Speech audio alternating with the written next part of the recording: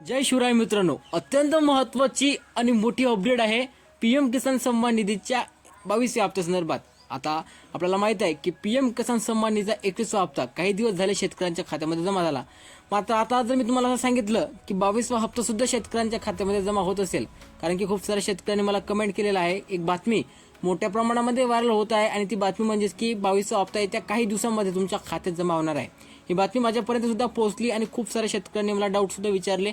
नंतर हा व्हिडिओ तुमच्यासाठी घेऊन आलेला हो की हा 22वा हप्ता तुमच्या खात्यामध्ये येणार आहे की काय मित्रांनो। या गोष्टीमध्ये खूप मोठी सत्यता आहे मित्रांनो 22व्या हप्त्यासंदर्भात। मात्र काय अटी नियम शर्ती आहेत ते पाहण्यापूर्वी तुम्ही आपल्या चॅनलवर नवीन असाल त्वरित आपल्या चॅनलला सबस्क्राईब करा आणि बेल आयकॉनवरती सेट करा, कारण की अशा अपडेट तुम्हाला सर्वप्रथम आपल्या चॅनलवरती पाहायला मिळत राहतात। तर मित्रांनो, आपण जर पाहिलं तर पीएम किसान सन्मान निधीचा 21वा हप्ता आताच म्हणजेच की 1 महिन्यापूर्वी शेतकऱ्यांच्या खात्यामध्ये जमा झालेला आहे आणि एवढ्या लवकर पीएम किसान सन्मान निधीचा 22वा हप्ता शेतकऱ्यांच्या खात्यामध्ये कसा काय जमा होणार आहे, शेतकऱ्यांना एक मोठा प्रश्न पडलेला आहे आणि तोच पाहण्यासाठी आपण या ठिकाणी आलेलो आहोत। तुम्हाला सांगतो मित्रांनो की ही गोष्ट खरी आहे की पीएम किसान सन्मान निधीचा 22वा हप्ता काही दिवसांमध्ये शेतकऱ्यांच्या खात्यामध्ये जमा होणार आहे, परंतु तो महाराष्ट्र राज्यातील शेतकऱ्यांना नाही मिळणार आहे।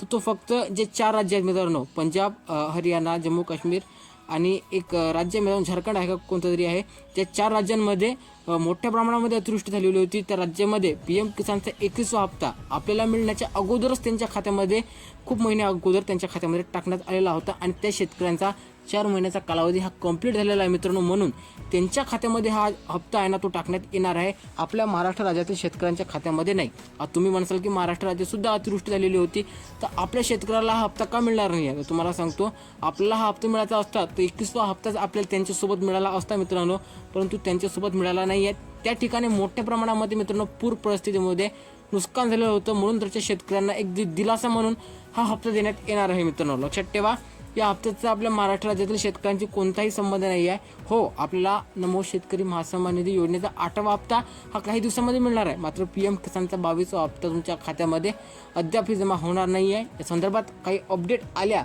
तर तुम्हाला सर्वप्रथम आपल्या चॅनलवरती मिळायला मिळतात। तुम्ही चॅनलला फॉलो करून घ्या, सबस्क्राईब करून घ्या। भेटूया नवीन व्हिडिओमध्ये।